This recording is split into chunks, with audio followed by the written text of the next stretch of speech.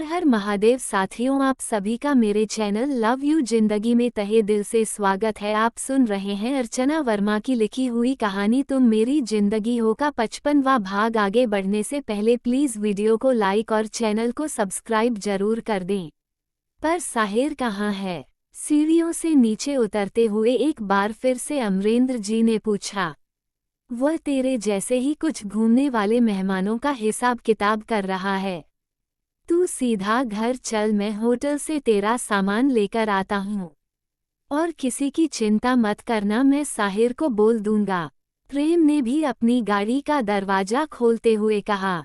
प्रेम के बोलने के बाद अब किसी के अंदर साहिर के बारे में पूछने की हिम्मत ही नहीं थी। और स्वर्णा देवी ने भी जब प्रेम को साहिर के पीछे निकलते हुए देखा तो वह भी निश्चिंत हो गई।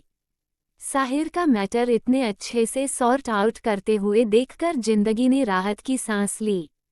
लेकिन दामिनी जी ने प्रेम की गाड़ी पर के दरवाजे पर अपना हाथ रख दिया। अब क्या है? सवालिया निगाहों से प्रेम ने दामिनी जी की तरफ देखा।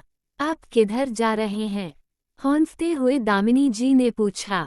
हॉस्पिटल, प्रेम के मुंह से अचानक निकल गया। क्या? पर हॉस्पिटल क्यों? आप ठीक तो है ना? दामिनी जी की आंखें हैरत से बड़ी हो गई थी। ठीक कहाँ है? सांस उखड़ गई है। चलना तो दूर, बोला नहीं जा रहा। फिर भी सवाल जवाब करना है। आदत नहीं सुधर सकती आपकी।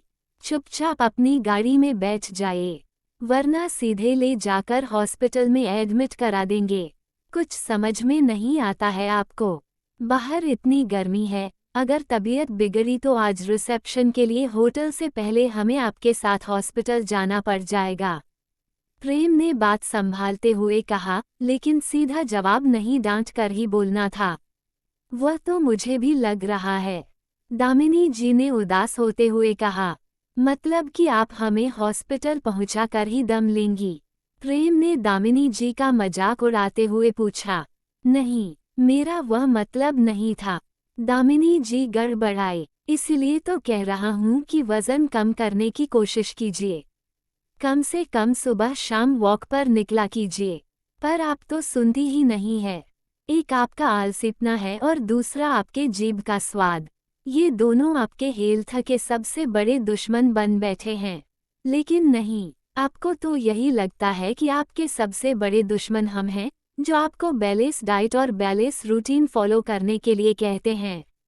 प्रेम ने दामिनी जी को अच्छे से आड़े हाथों लिया था। एक तो उसे जाने की जल्दी हो रही थी, दूसरे यहाँ लेट हो रहा था। कहीं का गुस्सा कहीं निकल रहा था। अरे, पर हमने किया क्या है? हमने तो वजन से नहीं कह रखा कि सारी दुनिया का बोझ आकर हमारे शरीर पर ही पड़ जाए। एक तो शरीर संभालना मुश्किल होता है, दूसरी आपकी बातें। हम तो रोज वॉक पर जाते हैं, पर फिर भी यह वजन एक बार जो ऐसा बड़ा कि घटने का नाम ही नहीं लेता है। दामिनी जी ने सफाई पेश की। अब बस भी करिए। वजन कंट्रोल में नहीं होता या फिर खुद आप कंट्रोल में नहीं आती। अच्छे से जानता हूँ आपको। जितना चटपटा बनाने की शौकीन है, उससे ज्यादा आपकी जीभ चटोरी चलती है। प्रेम ने ताना मारा। बोल तो ऐसे रहे जैसे कि मैं ही केवल स्वाद लेकर खाती हूँ। आप तो बस देखकर छोड़ देते हैं। दामिनी जी ने मुंह बनाया। खाना भले ही देखकर ना छोड़ते हो, लेकिन आपका यही हाल रहा तो आपको देखकर छोड़ते हमें ज्यादा दिन नहीं लगेंगे। प्रेम ने चेताया। हैं, इस बुढ़ापे में आप हमें छोड़ने की बात कर रहे हैं? दामिनी जी को जबरदस्त हैरानी हुई। ज्यादा शॉक्ड होने की जरूरत नहीं है। अभी नहीं छोड़ रहे हैं, अभी आप हमारे साथ ही चल रही हैं। चलिए आइए, चुपचाप गाड़ी में बैठ जाइए। प्रेम दामिनी जी का हाथ पकड़कर स्वर्णा देवी की गाड़ी की तरफ बढ़ गया और गाड़ी का दरवाजा खोलते हुए पीछे वाली सीट पर स्वर्णा देवी के साथ दामिनी जी को बिठा दिया। सत्यम जी आगे वाली सीट पर ड्राइवर के साथ थे। दामिनी जी आगे बढ़कर कुछ बोलना चाहती थी, लेकिन प्रेम ने हाथ के इशारे से रोक दिया। अर्जुन की चिंता मत कीजिए, मैं उसको लेकर आता हूँ। अभिज्ञा आप लोग के पीछे वाली गाड़ी में जिंदगी के साथ है। उसी गाड़ी में सत्यम भी है। और दूसरी बात, सीधे जाकर घर पर आराम कीजिएगा। शाम को रिसेप्शन में कुछ ज्यादा ही मेहमान आने वाले हैं। मुझे घर के कामों की चिंता नहीं है, पर मेहमानों से मिलने में भी आपको ज्यादा काम बढ़ जाएगा, इसलिए आराम कर लीजिएगा, प्रेम ने याद दिलाते हुए कहा। दामिनी जी ने हाँ में सर हिला दिया। इसके बाद प्रेम अपनी गाड़ी की तरफ बढ़ गया। इन दोनों बाप बेटे का तो कुछ समझ में ही नहीं आता। यह नहीं कि साथ लगकर कुछ काम करा दे तो इनके खुद के काम नहीं खत्म होते हैं। आराम करने को कह कर दिया है, पर आराम अपनी किस्मत में है कहाँ। इन दोनों बाप बेटों के पीछे दौड़ते दौड़ते ही आधा वजन कम हो जाता, लेकिन नहीं, इस वजन को भी सुरसा के मुंह की तरह से बढ़ते ही जाना है। दामिनी जी ने जाते हो प्रेम को देखकर मन ही मन शिकवा किया। सच में? स्वर्णा देवी ने हैरानी से पूछा। हाय भगवान, हमने एक बार इनकी सांप से भी तेज कान को क्या कह दिया, ये तो पत्तियों की सरसराहट भी सुनने लगी। स्वर्णा देवी को साथ बैठे हुए देखकर दामिनी जी ने अफसोस सर हिलाया। हमें तो ऐसा नहीं लगता। प्रेम जताते नहीं है, लेकिन वह आपका ध्यान रखते हैं, और यह साफ दिखा जाता है कि हमारे प्रेम आपसे कितना प्रेम करते हैं। स्वर्णा देवी ने दामिनी जी के हाथों पर अपना हाथ रखते हुए कहा। दामिनी जी हल्के से मुस्कुरा दी। ये बात तो आप सही कह रही हैं बुआसा, इनके प्रेम से हमें कोई शिकायत नहीं। बस साहिर और जिंदगी की गिरस्ती खूब मजे में चलने लगे। अर्जुन और अभिज्ञा भी अपने अपने जिंदगी में खुशहाल आगे बढ़े तो मैं भी निश्चिंत हो जाऊं। गाड़ी में बैठे बैठे ही दामिनी जी ने कुल देवी के मंदिर को प्रणाम करते हुए कहा। जागृति बाईसा, आप हमारी गाड़ी में चलिए। जिंदगी ने अपनी गाड़ी का दरवाजा खोलते हुए कहा। जागृति ने हाँ में सिर हिलाया और मुस्कुराते हुए बैक सीट पर जिंदगी की गाड़ी में बैठ गई। अब जिंदगी ने अभिज्ञा की तरफ देखा और उसका हाथ पकड़कर खींचती हुई अपनी साइड लेकर आई, लेकिन गाड़ी में अंदर जाने से पहले उसने अभिज्ञा से पूछा, ये बताओ भाईसा कहाँ है? किसके भाईसा? मेरे भाईसा या तुम्हारे भाईसा? अभिज्ञा ने शरारत में पूछा। जिंदगी की आंखें हैरत में गोल गोल घूम गई। अरे मेरे एक भाईसा तो तुम्हारे रानासा ही हैं और दूसरे तुम्हारे भाईसा अर्जुन भाईसा, जो कि पहले हम दोनों के थे लेकिन अब मेरे ना रहे। उन्होंने अपनी पार्टी चेंज कर ली है। अब इन दोनों के बारे में तुम्हें जानोगी ना? मुझे क्या पता, मैं तो फिलहाल फ्री हूँ।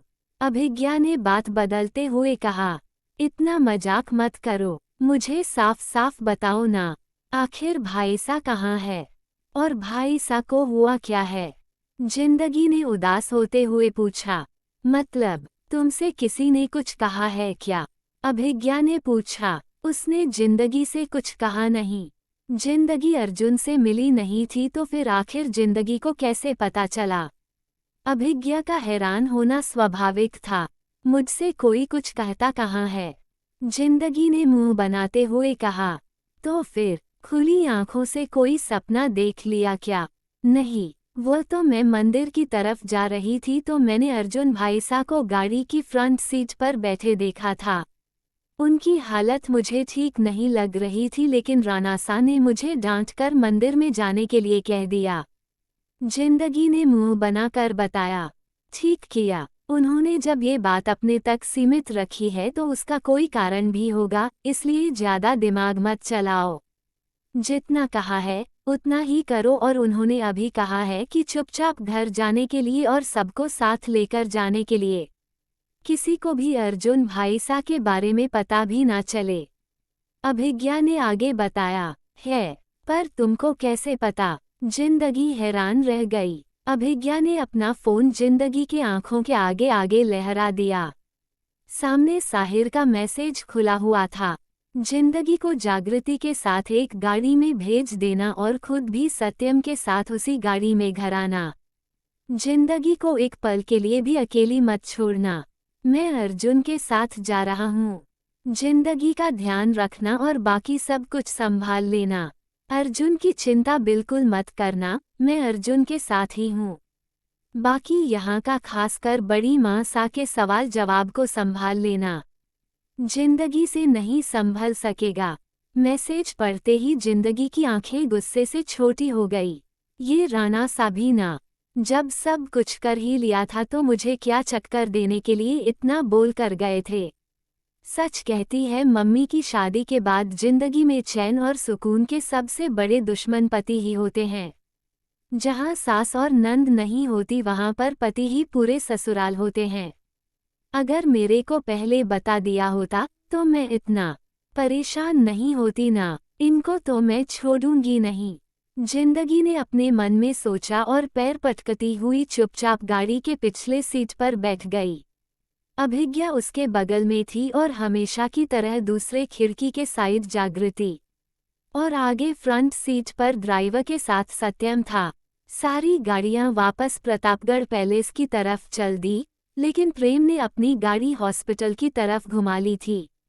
मिलते हैं अगले भाग के साथ। वीडियो को लाइक और चैनल को सब्सक्राइब कर दीजिए। हर हर महादेव।